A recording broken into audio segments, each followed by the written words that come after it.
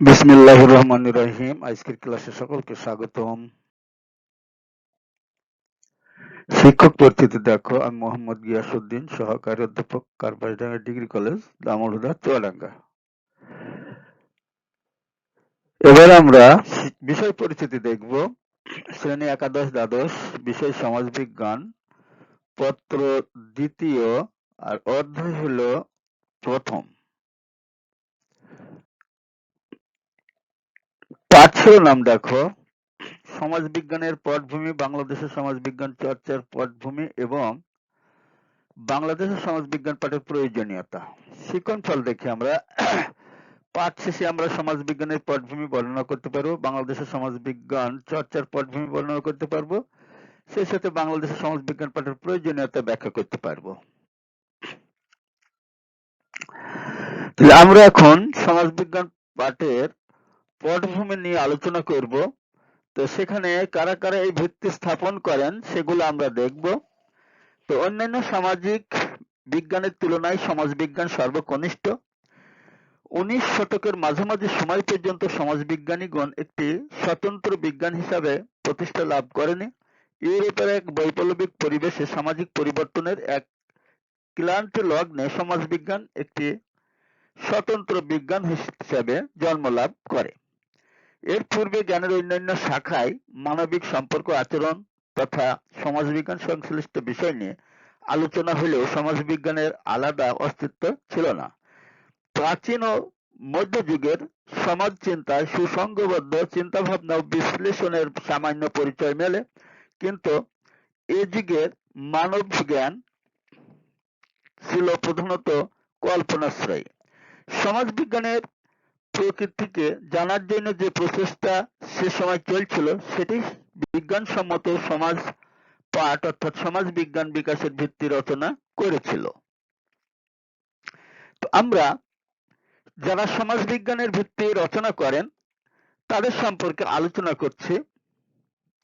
প্রথমত গ্রিক দার্শনিক প্লেটো ও অ্যারিস্টটল সামাজিক বিজ্ঞান চর্চার দুই অগ্রনায়ক। সামাজিক বিজ্ঞান সম্পর্কিত সুসংঘবদ্ধ চিন্তাভাবনা তাদের দ্বারাই সূচিত হয়। তাদের প্রচেষ্টা ছিল প্রধানত কল্পনাশ্রয়ী, অবরোহ পদ্ধতি ভিত্তিক, কিন্তু বাস্তবকে জানা এবং সত্য উপনীত হওয়ার জন্য এটি একমাত্র পদ্ধতি নয়। কাল্পনিক ধ্যান ধারণা ও চিন্তার মাধ্যমে প্রাচীন ও এ মনীষীরা নিরবচ্ছিন্ন শান্তি ও নিরঙ্কুশ ন্যায় বিচার সমন্বিত আদর্শ রাষ্ট্র প্রতিষ্ঠার স্বপ্ন দেখতেন। প্লেটোর চেয়ে অ্যারিস্টটল সামাজিক সমস্যার ক্ষেত্রে অধিকতর বাস্তববাদের পরিচয় দিয়েছেন, কিন্তু তিনি মূলত যুক্তিতর্কের মাধ্যমে আদর্শ সামাজিক ব্যবস্থার রূপায়ণে ব্রতী হন। তাদের সৃষ্টিকর্মে পৃথিবীর মানুষ সম্পর্কে অতীন্দ্রিয় ধ্যান ধারণার প্রতিফলন দেখা যায়। এরপরে আমরা দেখছি ম্যাকিয়াভেলির অবদান। 16 শতকের আগ পর্যন্ত মানব জীবন সংক্রান্ত সমস্যা নিয়ে বস্তুনিষ্ঠ চিন্তাভাবনার বিশেষ প্রমাণ পাওয়া যায় না। এই সময়কার উল্লেখযোগ্য চিন্তাবিদ ছিলেন ম্যাকিয়াভেলি, যার বিখ্যাত গ্রন্থ দি প্রিন্স। এ গ্রন্থে রাষ্ট্র ও প্রশাসন এবং সমাজ সম্পর্কে প্রথম বস্তুনিষ্ঠ আলোচনা পাওয়া যায়। তারপরে আসছে টমাস মোরের অবদান। সমসাময়িককালের স্যার টমাস মোর এর উটোপিয়া গ্রন্থে বৈশ্বিক দৃষ্টিকোণ থেকে একটি সুন্দর সমাজ ব্যবস্থার চিত্র পাওয়া যায়। এটিও সমাজবিজ্ঞানের চিন্তাকে সমৃদ্ধ করে তোলে। সোশ্যাল সার্ভে বা সামাজিক জরিপ সমাজবিজ্ঞানের গবেষণায় আজ বিশিষ্ট স্থান অধিকার করে আছে এবং পরিসংখ্যান বিজ্ঞানের পদ্ধতি প্রয়োগের দ্বারা এই জরিপ তত্ত্বকে ক্রমেই উন্নতর করা হচ্ছে। টমাস মুরের পরে আমরা আসছি গিন্সবার্গের কথায়। তো বর্তমান যে সমাজবিজ্ঞানের পটভূমির বিশ্লেষণ করে গিন্সবার্গ বলেন যে নিম্নের চারটি ইন্টেলেকচুয়াল টার্ম সমাজবিজ্ঞানের উৎসভূমি। এগুলো হলো রাষ্ট্রীয় দর্শন, ইতিহাসের দর্শন, জীববিজ্ঞানের বিবর্তনবাদ ও সামাজিক জরিপ। এরপর আমরা আসছি ভিকো ও মন্টেস্কুর অবদানে। ইতালির পণ্ডিত ভিকো এবং ফরাসি দার্শনিক মন্টেস্কু রাষ্ট্রবিজ্ঞানী হয়েও সামাজিক শক্তিসমূহকে বস্তুনিষ্ঠভাবে বিশ্লেষণের যে উদাহরণ সৃষ্টি করেছেন তা সমাজবিজ্ঞানের বিকাশে গুরুত্বপূর্ণ অবদান রেখেছে। বস্তুনিষ্ঠ পর্যবেক্ষণের মাধ্যমে সমাজ বিকাশের সূত্রাবলী আবিষ্কার করেন ভিকো। তার মানব সমাজের বিকাশে ভৌগোলিক প্রভাবকের ভূমিকার বিশদ ব্যাখ্যা দেন মন্টেস্কু। এরপরে আমরা দেখছি সেন্ট সাইমনের অবদান। কদরসে এবং সেন্ট সাইমনও সমাজবিজ্ঞানের ভিত্তি রচনায় অবদান রেখেছেন। তার যোগ্য শিষ্য অগাস্ট কোট তিনি শেষ পর্যন্ত পূর্ণাঙ্গ রূপ দিতে সক্ষম হয়েছেন। তো আমরা অগাস্ট কোটের অবদান দেখি। ফরাসি চিন্তাবিদ অগাস্ট কোটকে সমাজবিজ্ঞানের জনক বলা হয়। সমাজবিজ্ঞানের ক্ষেত্রে অসাধারণ অবদানের জন্য নয়, বরং উৎসাহব্যঞ্জক অনুপ্রেরণার জন্য তাকে এরূপ মর্যাদা দেওয়া হয়। 1839 সালে কোট সমাজবিজ্ঞানের ইংরেজি প্রতিশব্দ সোশিওলজি শব্দটি উদ্ভাবন করেন। সামাজিক বিজ্ঞান হিসাবে সমাজবিজ্ঞানের পরিধি, পদ্ধতি, প্রক্রিয়া সম্পর্কে সুচিন্তিত এবং সুনির্দিষ্ট মতামত প্রদান করে অগাস্ট কোট স্মরণীয় হয়ে আছেন। মানবজ্ঞানকে শ্রেণীবদ্ধ করে এর বিকাশ, উন্নতি ও অবনতির সূত্রাবলী নির্ধারণের ক্ষেত্রে তার অবদান বিশেষভাবে উল্লেখযোগ্য। এছাড়া সামাজিক সমস্যা ও পরিস্থিতির বিশ্লেষণে কোন পদ্ধতি সবচেয়ে বেশি কার্যকর তা তিনি বর্ণনা করেন। সমাজকে জানার জন্য একটি অনন্য সাধারণ বিজ্ঞানের প্রয়োজনীয়তা তিনি বিশেষভাবে উপলব্ধি করেছিলেন। আর এ সম্পর্কিত জ্ঞানকে তিনি প্রথমে সোশ্যাল ফিজিক্স বা সামাজিক পদার্থবিদ্যা এবং পরে সোশিওলজি বা সমাজবিজ্ঞান হিসাবে সংজ্ঞায়িত করেন। 1830 থেকে 1842 সালের মধ্যে অগাস্ট কোটের প্রধান গ্রন্থ পজিটিভ ফিলোসফি 6 খণ্ডে প্রকাশিত হয়। তিনি এই গ্রন্থে মানবজ্ঞানের বিকাশের ধারা সম্পর্কে একটি তত্ত্ব প্রতিষ্ঠার প্রয়াস পেয়েছেন। তিনি এতে মানবজ্ঞানকে 3টে স্তরে ভাগ করেছেন। একটা হলো ধর্মকেন্দ্রিক, দ্বিতীয়ত হলো যে অতীন্দ্রিয় এবং শেষটা হচ্ছে কি দৃষ্টবাদী। স্তর বিন্যাসের মাধ্যমে তিনি মানবজ্ঞানকে সমাজবিজ্ঞান হিসেবে প্রতিষ্ঠা করার চেষ্টা করেছেন। অগাস্ট কোটের প্রতিষ্ঠিত জ্ঞানের শাখা সমাজবিজ্ঞানকে পূর্ণতা দান করেন হার্বার্ট স্পেন্সার। তিনি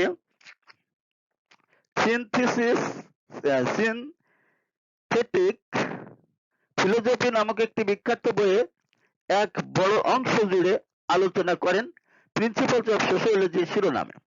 তার মতো সমাজ হলো জৈবিক, যা বিবর্তনের মাধ্যমে পরিণতি লাভ করে। তবে সমাজবিজ্ঞান সম্পর্কে স্পেন্সারের অনেক তথ্য পরবর্তীতে প্রতিষ্ঠা পায়নি, কিন্তু তার অবদানকে ছোট করে দেখার কোনো উপায় নেই। এছাড়া লিনিয়েন, ফিল্ড, শেফার, নভি, কব, ওয়ার্ড, সামনার, গিডিংস প্রমুখ সমাজবিজ্ঞানের বিকাশে গুরুত্বপূর্ণ অবদান রেখেছেন। এখন আমরা দেখব বাংলাদেশের সমাজবিজ্ঞান চর্চার পটভূমি। বাংলাদেশের সমাজবিজ্ঞান চর্চার পটভূমিতে যেসব চিন্তাবিদদের অবদান দেখতে পাবো সেগুলো নিয়ে আমরা এখন আলোচনা করব। বাংলাদেশের বর্তমান ভূখণ্ডে মানব সভ্যতার ইতিহাস সুপ্রাচীনকালের। অনেকের মতে এখানে মানব সভ্যতার শুরু হয়েছিল প্রায় 4000 বছর আগে। সে সময় থেকেই সমাজে মানুষের পারস্পরিক মিথস্ক্রিয়া চলে আসে সামাজিক বিবর্তন ও বিকাশ ধারা। সমাজ কাঠামো, সামাজিক সম্পর্ক, সামাজিক প্রতিষ্ঠানের বিবর্তন ঘটলেও সে সময় জ্ঞানের স্বতন্ত্র শাখা হিসেবে সমাজবিজ্ঞান না থাকায় সমাজবিজ্ঞানের আলোকে এর আলোচনা হয়নি। কিন্তু ভারতীয় উপমহাদেশের সমাজ চিন্তার ইতিহাস লক্ষ্য করা যায় প্রায় 2000 বছর পূর্বেই। সেখানে আমরা প্রথমে যদি দেখি যে কৌটিল্যর অর্থশাস্ত্রে তার অবদান। ভারতীয় উপমহাদেশে সমাজ চিন্তা সম্পর্কিত প্রথম আলোচনা দেখা যায় কৌটিল্যের রচনায়। তার অর্থশাস্ত্র গ্রন্থে সামাজিক কর্মকাণ্ড পরিচালনার কলাকৌশল সম্পর্কিত আলোচনা পাওয়া যায়। প্রাচ্যের সামাজিক বিজ্ঞানের অগ্রদূত বলা যায় কৌটিল্যকে। তারপরে আমরা আল বেরুনের ভারত তত্ত্বের অবদান দেখি। পারস্যের নামজাদা পণ্ডিত আবু রায়হান আল বেরুনির ভারত তত্ত্ব গ্রন্থেও বাংলাদেশ সমাজের চমৎকার বিবরণ পাওয়া যায়। তিনি ভারতবর্ষে এসেছিলেন জ্ঞান বিজ্ঞান ও দর্শন চর্চার জন্য। আবার গুপ্ত যুগের বাদশায়ন তার গ্রন্থ কামসূত্রে বিবাহ, পারিবারিক ও সামাজিক জীবনের বিভিন্ন দিক সম্পর্কে আলোচনা করেছেন। প্রাচীন ভারতীয় উপমহাদেশের দার্শনিকদের দিক লক্ষ্য করলে একটি বিষয় সুস্পষ্ট হওয়া যায়, তারা সামাজিক সমস্যার চেয়ে ধর্মীয় বিষয়ের উপর অধিক গুরুত্ব আরোপ করেছেন। গুপ্ত যুগের পর ইতিহাস পরস্পরই মুসলমানরা ভারতবর্ষের শাসন ক্ষমতায় আসে। এর শুরুতে পারস্যের বিখ্যাত পণ্ডিত আল বেরুনি তার জ্ঞান বিজ্ঞান ও দর্শন চর্চার জন্য ভারতবর্ষে আসেন। তিনি ভারতীয় সমাজ কাঠামো সম্পর্কে, বিশেষ করে ভারতের হিন্দু সমাজ সম্পর্কে গভীর পর্যবেক্ষণ ও পর্যালোচনা করেন। ভারতীয় হিন্দু সমাজ সম্পর্কে তার গভীর পর্যালোচনা আজ বিস্ময়ের ব্যাপার। আমরা এখন দেখব আবুল ফজলের আকবরনামা। ষোড়শ শতকে আবুল ফজল কর্তৃক রচিত আইনে আকবর ও আকবরনামায় ভারতের সমাজ সম্পর্কে ব্যাখ্যা বিশ্লেষণ পাওয়া যায়। সৈয়দ গোলাম হোসেন খানের সিয়েরুল মুতাখবিন গ্রন্থেও তৎকালীন বাংলার সামাজিক অবস্থা ও ঘটনাবলী লিপিবদ্ধ আছে। এইসব গ্রন্থ বাংলাদেশ সহ ভারতীয় উপমহাদেশের বিভিন্ন অঞ্চলের সমাজ, সংস্কৃতি ও প্রাকৃতিক পরিবেশের বিবরণ পাওয়া যায়। মুঘল, পাঠান, শের, লোদি, খলজি প্রভৃতি বংশের শাসনামলে বাংলার সামাজিক ও অর্থনৈতিক, রাজনৈতিক ও সাংস্কৃতিক পরিবর্তন সমাজ বিজ্ঞানের উপজীব্য হিসাবে কাজ করে। সবশেষে স্যার উইলিয়াম জোন্সের উদ্যোগে 1784 সালে royal Asiatic society of Bengal প্রতিষ্ঠার মাধ্যমে ভারতীয় উপমহাদেশের সমাজচর্চার প্রাতিষ্ঠানিক প্রক্রিয়ার সূত্রপাত হয়। 19 শতকের শেষের দিকে উইলিয়াম উইলসন হান্টারের সম্প্রদায়ের সামাজিক তত্ত্বের এক অনন্য গ্রন্থ দি ইম্পেরিয়াল গ্যাজেটার প্রকাশিত হয়। এই গ্রন্থে বাংলার সাথে ভারতের অন্যান্য অঞ্চলের পার্থক্যের পাশাপাশি ভূমি ব্যবস্থার বৈশিষ্ট্য সম্পর্কে জানা যায়। এরপরে আমরা নাজমুল করিমের changing society in India, Pakistan and Bangladesh গ্রন্থের অবদান দেখব। 1757 সালে পলাশী যুদ্ধের প্রহসনের মাধ্যমে ইংরেজরা ভারতবর্ষের ক্ষমতা দখল করে। ইংরেজরা শাসনের নামে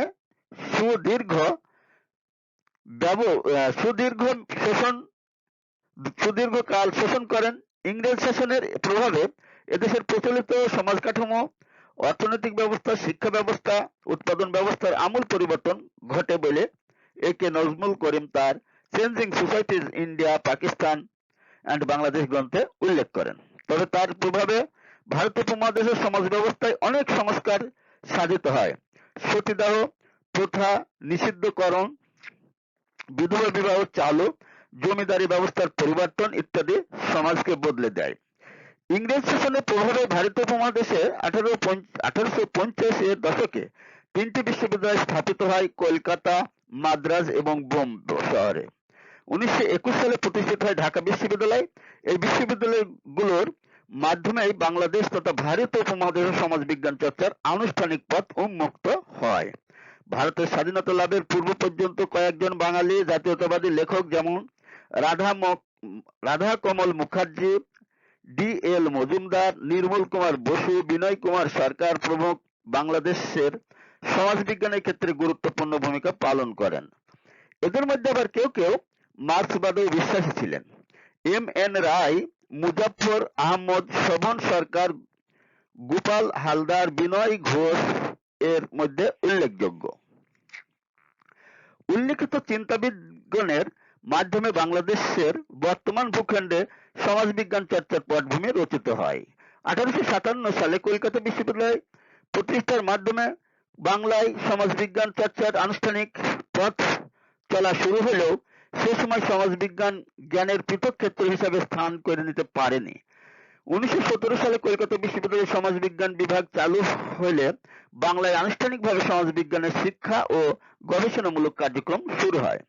1921 সালে প্রাচ্যের অক্সফোর্ড খ্যাত ঢাকা বিশ্ববিদ্যালয় প্রতিষ্ঠার মাধ্যমে বাংলাদেশে আনুষ্ঠানিকভাবে সমাজবিজ্ঞান চর্চার সূত্রপাত হয়। ঢাকা বিশ্ববিদ্যালয় প্রতিষ্ঠার পর থেকে কলা ও সামাজিক বিজ্ঞান অনুষদের বিভিন্ন বিভাগে বিচ্ছিন্নভাবে সমাজবিজ্ঞান নিয়ে আলোচনা হতে থাকে। রাষ্ট্রবিজ্ঞান বিভাগ প্রতিষ্ঠা হওয়ার ফলে এর একটি কোর্স হিসাবে সমাজবিজ্ঞান অন্তর্ভুক্ত হয়। 1957 সালে প্রথম ঢাকা বিশ্ববিদ্যালয় স্বতন্ত্র বিভাগ হিসাবে সমাজবিজ্ঞান প্রতিষ্ঠা পায়। সমাজবিজ্ঞান বিভাগ চালু হওয়ার পূর্ব পর্যন্ত ঢাকা বিশ্ববিদ্যালয়ের সাথে সংশ্লিষ্ট জ্ঞানীগুণী ব্যক্তিবর্গ সমাজবিজ্ঞান সম্পর্কিত বিভিন্ন নিবন্ধ ও গ্রন্থ প্রকাশ করেছেন। এসব নিবন্ধ ও গ্রন্থ বাংলাদেশের সমাজবিজ্ঞানের পটভূমি রচনায় গুরুত্বপূর্ণ অবদান রাখে। বাংলাদেশের সমাজবিজ্ঞান চর্চার ক্ষেত্রে অগ্র প্রতীক হিসাবে একে নাজমুল করিম এবং অজিত কুমার সেনকে স্থান দেওয়া হয়। এখন আমরা দেখব বাংলাদেশের সমাজবিজ্ঞান পাঠের প্রয়োজনীয়তা। তো কোনো কিছুই বিনা প্রয়োজনে টিকে থাকে না, তো আমাদের সেইভাবেই এই প্রয়োজনীয়তাও আমরা দেখতে পাবো যে আছে বলে সমাজবিজ্ঞান আমরা পাঠ করছি। আমরা বাংলাদেশের সমাজবিজ্ঞান পাঠের প্রয়োজনীয়তা দেখি। সমাজের পূর্ণাঙ্গ রূপ যতদূর পর্যন্ত বিস্তৃত, সমাজবিজ্ঞানের পরিধি ক্ষেত্রে ততদূর পর্যন্ত বিস্তৃত। সামাজিক কাঠামো, সামাজিক বিভিন্ন প্রতিষ্ঠান, এদের ভূমিকা ও কার্যাবলী নিয়ে সমাজবিজ্ঞান আলোচনা করে, কিন্তু এর পরেও অনেকে প্রশ্ন করে থাকেন যে সমাজবিজ্ঞান পাঠের প্রয়োজনীয়তা আদৌ আছে কি। কট্টর সমালোচনার মধ্যে অনেকে বলে থাকেন যে সমাজবিজ্ঞান বাস্তব জীবনের অবস্থান নিয়ে আলোচনা করে না, এতে কেবল তত্ত্ব ও মতাদর্শ নিয়ে আলোচনা করা হয়। তাদের মতো সমাজবিজ্ঞান আলোচনা কোনো বৈজ্ঞানিক আবিষ্কৃত সত্যের উপর প্রতিষ্ঠিত নয়।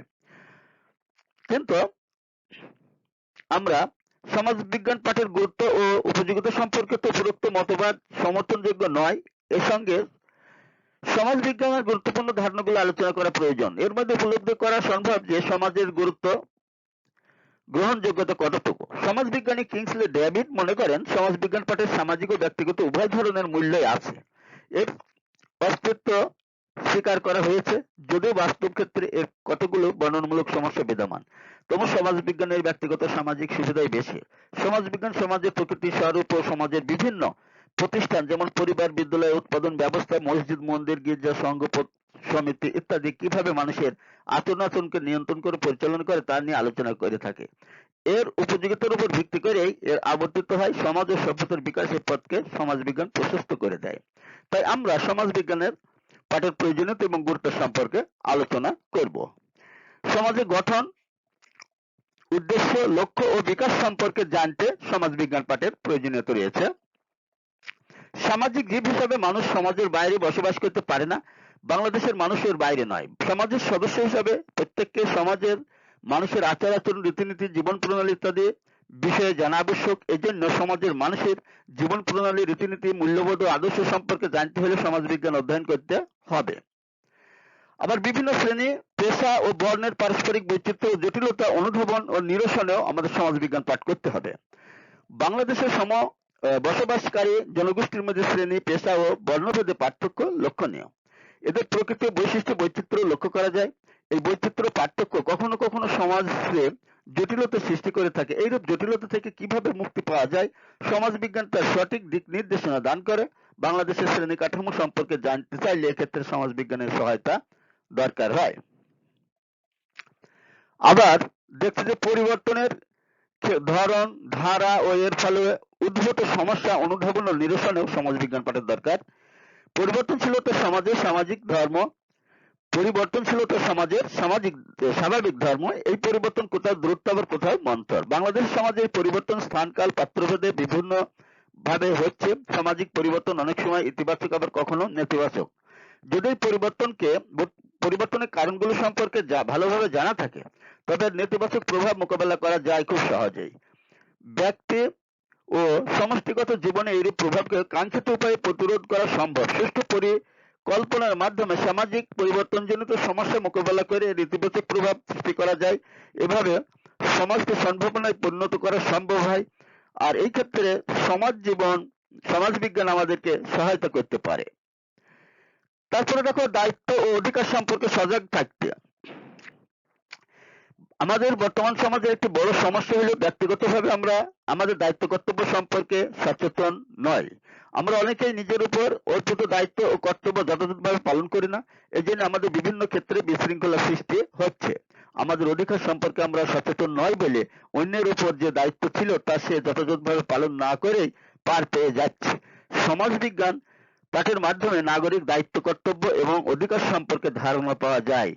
এই জ্ঞান আমাদের মধ্যে সুনাগরিকের গুণাবলীকে বিকশিত করে। এজন্য প্রত্যেক নাগরিকের সমাজবিজ্ঞান পাঠ করা আবশ্যক। তারপরে আমরা দেখি বাংলাদেশে বসবাসকারী যেসব ক্ষুদ্র নৃগোষ্ঠীদের জীবনধারা অনুধাবনেও সমাজবিজ্ঞান পাঠের দরকার। বাংলাদেশের জনসংখ্যার গঠন ও বন্টনের ক্ষেত্রে ভিন্নতা দেখা যায়। এদেশের সংখ্যাগরিষ্ঠ মানুষ নৃতাত্ত্বিক বিচারে বাঙালি হলেও ছোট বড় প্রায় 34টি নৃগোষ্ঠী এখানে বসবাস করে। এদের জীবনযাপন প্রণালী এবং সামাজিক ও সাংস্কৃতিক কাঠামো ভিন্ন ধারার। এদের সম্পর্কে জানতে হলে এবং তাদের জন্য যথাযথ সুযোগ সুবিধা নিশ্চিত করতে চাইলে সমাজবিজ্ঞান আমাদেরকে সহায়তা করতে পারে। এরপর ধর্মীয় সম্প্রীতি রক্ষায়। ধর্মীয় সম্প্রীতি এক অনন্য নজির আমাদের প্রিয় বাংলাদেশ। সংখ্যাগরিষ্ঠ মুসলমান সম্প্রদায় বাস করলে হিন্দু বৌদ্ধ খ্রিস্টান সহ অন্য ধর্মাবলম্বী নিজ নিজ ধর্মের অধিকার নিয়ে এদেশে বসবাস করছে। সাম্প্রদায়িক সম্প্রীতির এক অনবদ্য দৃষ্টান্ত দেখা যায় এদেশের মানুষের মাঝে। সমাজবিজ্ঞান পাঠের মাধ্যমে এ সম্প্রীতি রক্ষার কারণ ও উপায় সম্পর্কে জানা যায়। তারপরে দেখো সামাজিক সমস্যা নিরসনে। অধিক জনসংখ্যা, দারিদ্র্য, নিরক্ষরতা, অপুষ্টি ইত্যাদি বাংলাদেশের প্রধান সামাজিক সমস্যা। এই সমস্যাগুলোর কোনটির ধীরে ধীরে জটিল আকার ধারণ করছে, আবার কোনটির হ্রাস পাচ্ছে। সমাজবিজ্ঞান এইসব সামাজিক সমস্যার কারণ, প্রভাব ও প্রতিকার বিষয়ক বিজ্ঞান ভিত্তিক আলোচনা ও গবেষণা করে। সমাজবিজ্ঞানের গবেষণালব্ধ এই জ্ঞান সামাজিক সমস্যা সমাধানে কার্যকরী ভূমিকা পালন করতে পারে। ইতিমধ্যে দারিদ্র্য দূরীকরণ, নিরক্ষরতা দূরীকরণ ইত্যাদি ক্ষেত্রে সামাজিক বিজ্ঞানের গবেষণালব্ধ এরূপ জ্ঞান সফল বয়ে এনেছে। তারপরে আমরা দেখব রাজনৈতিক অস্থিতিশীলতা থেকে মুক্তি লাভে সমাজবিজ্ঞান পাঠের দরকার। সমাজ ও রাজনীতি ঘনিষ্ঠভাবে সম্পর্কযুক্ত। সমাজ থেকেই রাজনীতির উদ্ভব হয়, তাই সমাজ রাজনীতিকে প্রভাবিত করে। আবার রাজনীতি সমাজকে নিয়ন্ত্রণ করে। কিন্তু সমাজ ও রাজনীতি যদি বিপরীতমুখী হয় তবে মানুষের জীবন হুমকির সম্মুখীন হয়। দীর্ঘদিনে চলে আসা রাজনৈতিক অস্থিতিশীলতা বাংলাদেশের জনজীবনকে বিপর্যয় করে তুলেছে। অর্থনৈতিক উন্নয়ন, সামাজিক উন্নয়ন প্রবৃদ্ধি উন্নয়নের ধারা থমকে আছে অস্থিতিশীল রাজনৈতিক পরিস্থিতির কারণে। এই অবস্থা থেকে পরিত্রাণ পেতে সমাজবিজ্ঞান আমাদেরকে সহায়তা করে। এবার দেখো টেকসই উন্নয়নের ক্ষেত্রে আমরা দেখব যে কি সহযোগিতা করছে। সমাজ ও অর্থনীতি একে অন্যের পরিপূরক। একটির পরিবর্তন অন্যটিকে প্রভাবিত করে।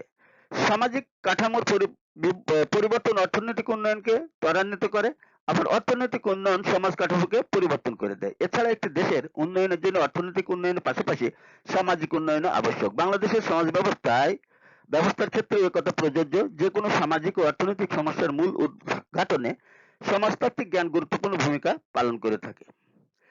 আবার দেখো পরিবার প্রণয়ন ও বাস্তবায়নে। পরিকল্পনা প্রণয়ন ও বাস্তবায়নে সমাজের আশা আকাঙ্ক্ষা প্রত্যাশার সাথে সঙ্গতিপূর্ণ না হলে যে কোনো উন্নয়ন পরিকল্পনা বাস্তবায়ন করা যায় না। আর বাস্তব উদাহরণ হলো ভারতের পশ্চিমবঙ্গের সিঙ্গুরে টাটার প্রস্তাবিত শিল্পনগরের বিরুদ্ধে সহিংস আন্দোলন এবং বাংলাদেশের মুন্সিগঞ্জের আড়িয়াল বিলের বিমানবন্দর নির্মাণ পরিকল্পনার বিরুদ্ধে আন্দোলন। ব্যাপক আন্দোলনের মুখে দুইটি উন্নয়ন প্রকল্প বাস্তবায়ন করা সম্ভব হয়নি, কিন্তু সমাজতাত্ত্বিক গবেষণার মাধ্যমে যদি সম্ভবত যাচাই করা যেত তবে এর একটি উত্তম বিকল্প ব্যবস্থা নির্ধারণ করা হয়তো বা সম্ভব ছিল। তাই যে কোনো পরিকল্পনা প্রণয়নের সময় সমাজ বিজ্ঞানের সহায়তা নেওয়া প্রয়োজন। এরপর সমাজ সম্পর্কে ধারণা লাভের জন্য সমাজবিজ্ঞান সামাজিক কাঠামোর বিভিন্ন গুরুত্বপূর্ণ দিক নিয়ে আলোচনা করে। সমাজবিজ্ঞানের মৌলিক বৈশিষ্ট্য, ব্যক্তি এবং সমাজ জীবনের উপর বিজ্ঞান ও প্রযুক্তির প্রভাব, সামাজিক অগ্রগতি ও তার প্রক্রিয়া, সামাজিক আন্দোলন এবং বিদ্রোহের উৎস ও পরিণাম, শিল্পায়ন এবং অর্থনৈতিক অগ্রগতি ইত্যাদি বিষয়ে পুঙ্খানুপুঙ্খ ব্যাখ্যা বিশ্লেষণ করা হয়। একটি উন্নয়নশীল দেশের নাগরিক হিসেবে বাংলাদেশের জনগণের এই বিষয়গুলো সম্পর্কে জানা দরকার, এই জন্য সমাজবিজ্ঞান পাঠ করা প্রয়োজন। এবার দেখছি বাংলাদেশের কৃষি ও শিল্পের সমস্যা এবং শ্রমিকদের দক্ষতার উন্নয়ন। বাংলাদেশের অর্থনীতি মূলত কৃষি নির্ভর। তৈরি পোশাক শিল্প এবং প্রবাসীদের প্রেরিত অর্থ এদেশের অর্থনীতির চাকাকে সচল রেখেছে।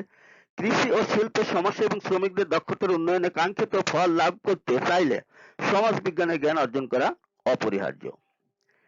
তারপর দেখো বাংলাদেশের ইতিহাস, ঐতিহ্য, সাংস্কৃতিক বাস্তবসম্মতভাবে আয়ত্ত করতে।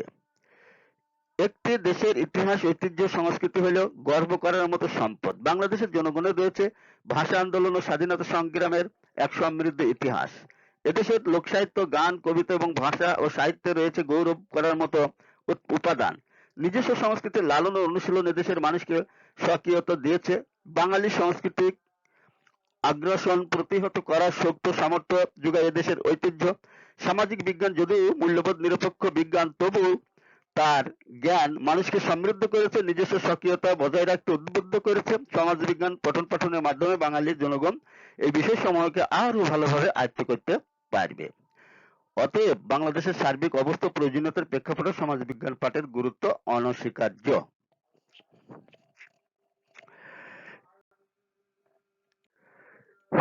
এবার আমরা বাড়ির কাজ দেখে বাংলাদেশের সমাজবিজ্ঞান পাঠের প্রয়োজনীয়তা পড়ে আসবে। আগামী দিনে পাঠ হবে বাংলাদেশের সমাজবিজ্ঞানের বিকাশ ধারা ও সমাজবিজ্ঞানের চর্চা। বই নির্দেশনা ডক্টর মোহাম্মদ আব্দুল মালিক সরকার, সমাজবিজ্ঞান, দ্বিতীয় পত্র, ঢাকা।